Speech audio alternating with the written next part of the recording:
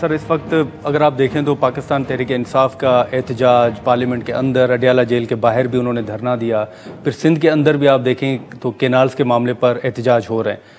अब हुकूमत जो दावा कर रही है कि बिजली की कीमतों में कमी हो गई, मईशत जो है वो बेहतर हो रही है, आप समझते हैं कि जो अपोजिशन के तहफ़्फ़ुज़ात हैं वो दुरुस्त नहीं है, या वाकई आप समझते हैं कि हुकूमत ने मुल्क को संभाल लिया है, मईशत अब बेहतर हो रही है? बिस्मिल्लाहिर्रहमानिर्रहीम। नादर, मईशत जो है ना वो तो कोई दो राय उसमें नहीं होती, जो फिगर्स होती हैं सबके सामने होती। सही, कोई मैं फेवर कर रहा हूँ या मुखालफत कर रहा हूँ, कोई डिफरेंट तो है नहीं। ठीक है, लेकिन जो कुछ हुआ है कि रेमिटेंस 4.1 बिलियन डॉलर तारीख में, यानी 60 साल में कभी नहीं हुआ, पहली बार, पहले इस लास्ट मंथ में जो है महंगाई 0% 60 साल में नहीं हुई। ये तो फिगर स्टैटिस्टिक डिपार्टमेंट की है। फिर ये जो आपकी फिच कह रही है या ब्लूमबर्ग कह रहा है, तो ये हमारे इदारे तो हैं नहीं। ये कह रहे हैं पाकिस्तान की मईशत बेहतर हो रही है, इस्तेकाम हो रहा है। उन्होंने हमें माइनस वीक विद कंसोलिडेशन उन्होंने दी है। तो ये जो रेटिंग है ये कोई किसी और की नहीं है। फिर आप देख रहे हैं कि हमारे रिजर्व बढ़ गए हैं, हमारी एक्सपोर्ट बढ़ गई है, आईटी की एक्सपोर्ट बढ़ गई है। तो ये सारी चीज़ें, बिजली के रेट हमने कम कर दिए, तो कोई इसमें दो राय तो ये इख्तिलाफ। लेकिन शेख साहब साथ ही ये भी तो कहा जा रहा है ना कि बलूचिस्तान के आप हालात देख लें, सिंध के अंदर एहतजाज हो रहे हैं, खैबर पख्तूनख्वा के हालात अमन अमान के हवाले से आपके सामने हैं, तो ये फिर सियासी इस्तेकाम के हवाले से भी तो ज़रूरी है ना कि सियासी इस्तेकाम होना चाहिए। लाजमी है, सियासी इस्तेकाम तो बहुत ज़रूरी है, क्योंकि उसके बगैर तो कोई भी मुल्क आगे नहीं बढ़ सकता। लेकिन सियासी इस्तेकाम हम तो हाथ बढ़ा रहे हैं, उनसे कह रहे हैं कि आइए बैठिए, डायलाग करें, आपकी कोई तजवीज़ है तो तजवीज़ दें, असम्बली में डिबेट करना है तो वो करें।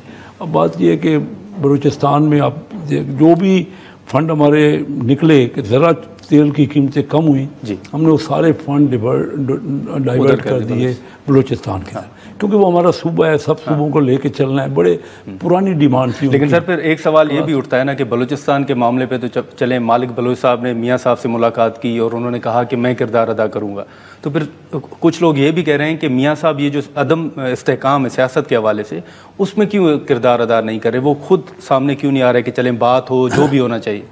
नहीं, उनका मशवरा होता है। वज़ीर आज़म साहब चीफ एग्जीक्यूटिव हैं तो उन्होंने ही करना है ना, किसी के साथ करना है तो आईनी तौर पे तो वज़ीर आज़म होते हैं किसी भी मुल्क के। अब वो उनके साथ बड़े भाई हैं, उनके साथ मशवरा है। खुद प्राइम मिनिस्टर साहब हर कैबिनेट मीटिंग में कहते हैं कि मैं अपने भाई से पूरा मशवरा करता हूँ। तो उनका रोल तो एडवाइज़र का या हमारे लीडर का है ना, कि पाकिस्तान मुस्लिम लीग के वो लीडर हैं और प्राइम मिनिस्टर साहब उनसे बाकायदा टच में हैं, राब्ते में हैं, बातचीत करते हैं। और बाकी ये लेकिन सियासी इस्तेकाम तो अब 11 साल से, जब से वो धरना देना था ना, जब प्रेसिडेंट शी आने लगे तो उस वक़्त भी उन्होंने धरना दे दिया, 2014 में भी। तो अब बताइए कि वो कोई जब इंडिया ने हमला किया एयरफोर्स ने, तो हम गए तो उस वक़्त भी उठ के चले गए, कमेटी में नहीं है, कमेटी में। इसी तरह कोविड के तो ये आप अक्सर लोग कहते हैं कि हुकूमत ने इनिशिएटिव लेना होता है। मैं मानता हूँ कि हुकूमत नहीं करना होता, पर जब उनकी हुकूमत है तब भी वो नहीं बैठते। हमारी हुकूमत है तो हम उनसे हर जगह कह रहे हैं कि आइए बैठ के समझे ना, आपके पास कोई तजवीज़ है आप दें। अब वो अडियाला जेल के उनके आपस के झगड़े हैं कि किसने मिलना है किसने नहीं मिलना है, इसमें क्या वो भी हमारे ऊपर लगा देते हैं कि आप इजाज़त नहीं दे रहे। वो कह रहे हैं कि जिस लिस्ट में नाम जिनका नहीं होता उनको अथॉरिटीज़ छोड़ देती हैं मिलने। तो ये तो जेल वालों से पूछे भाई क्या हो सकता है, या रोज़ वो जाते हैं अदालतों में जाते हैं। तो अगर उनको, लेकिन शेख साहब आपका अपना बिजनेस कम्युनिटी से ताल्लुक़ है, सिंध के अंदर जो केनाल्स के मामले पर इस वक्त एहतजाज है, अब राब्ता तो हुआ है पीपल्स पार्टी और मुस्लिम लीग नून के दरमियान, लेकिन ये मामला कैसे सुलझेगा? आप समझते हैं कि पीपल्स पार्टी मान जाएगी? ये मामला देखिए ना, पहले ही सदर जरदारी साहब इंडोर्स कर चुके, ये बात तो अब खुल के आ रही है कि वो सदर जरदारी साहब के बाद पेश किया गया, उन्होंने इस बात पे साइन किए। ये बात अब ओपन हो रही है, मेरे सामने तो नहीं की है, लेकिन जो असम्बली में बात हुई लेकिन सर पीपल्स पार्टी कह रही है कि आइन के मुताबिक तो सदर साहब के पास इख्तियारात ही नहीं है कि वो मंजूरी दे। तो मैं मानता हूँ कि लेकिन वो फिर क्यों, सदर साहब तो लीडर तो है ना पीपल पार्टी के। और फिर दूसरी बात ये है कि हम तो कैटेगोरिकली ये डिस्कशन का पूरा दिन मौका दिया पीपल पार्टी को, एक दिन कौमी असम्बली में मैं मौजूद था वहाँ, तो उसमें पीपल पार्टी के तकरीबन सारे मेंबर ने बात की। फिर आके उसका वाइंड अप किया हमारे मिनिस्टर प्राइम मिनिस्टर इसाक डार साहब ने। उन्होंने कहा कि हमको एक कतरा भी सिंध का नहीं ले रहे, पंजाब का पानी है वो पंजाब का देंगे, और किसी किस्म की आपको गारंटी या कोई चेक चाहिए आप चेक करवा लें ना, कोई सिस्टम लगा लें जिससे ये हो कि आपको पानी मिल रहा है। अब वैसे ही अगर किसी के ऊपर एतबार नहीं करना तो सुबह को एतबार तो करना पड़ेगा। सिंध का मौक़िफ़ एक ये भी है कि पंजाब के अपने पास पानी नहीं है तो वो फिर कैसे पानी मैनेज करेगा नए कैनालों के लिए?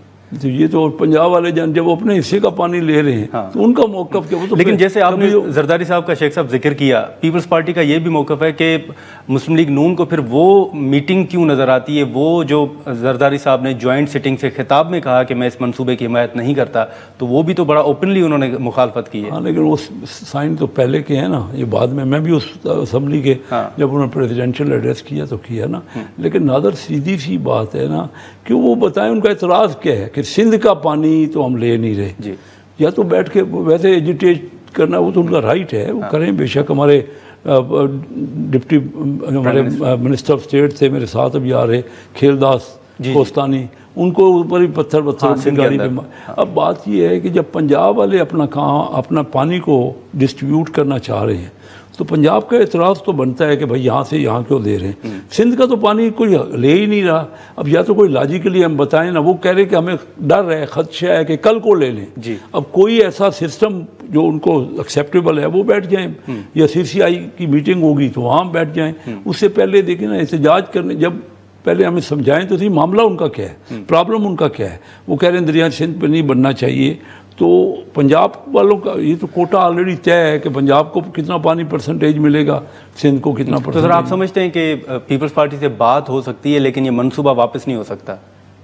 मंसूबा तो ऑलरेडी बन रहा है वहाँ पे, नहर तो शुरू है, लेकिन देखिए ना हर चीज़ हो सके होने में, नहरों पे काम शुरू है।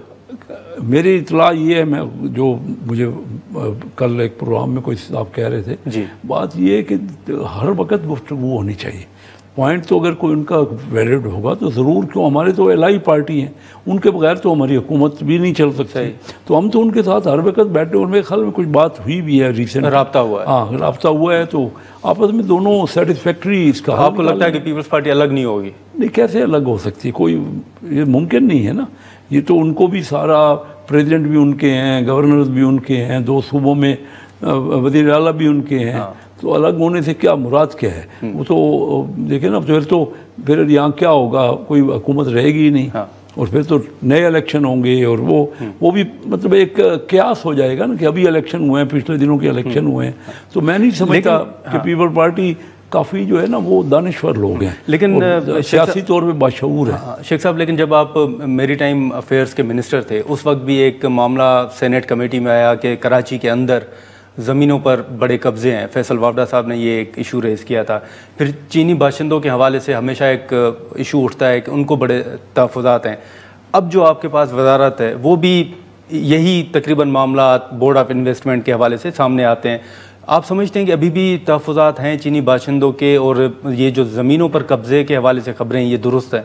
वो ज़मीनों पर कब्ज़ा तो खुद फैसल वावडा कह रहे हैं 2005 के, जबकि PTI के चेयरमैन थे, क्योंकि जो चेयरमैन होते हैं ना इन इदारों के, वही खुद मुख्तार होते हैं, उन्हीं का इख्तियार होता है। तो 2005 में एक ज़मीन दी गई, और वो जिन्होंने ली उन्होंने पेमेंट नहीं की और वो कोर्ट में चले गए। तो 20 साल का वो केस चल रहा था।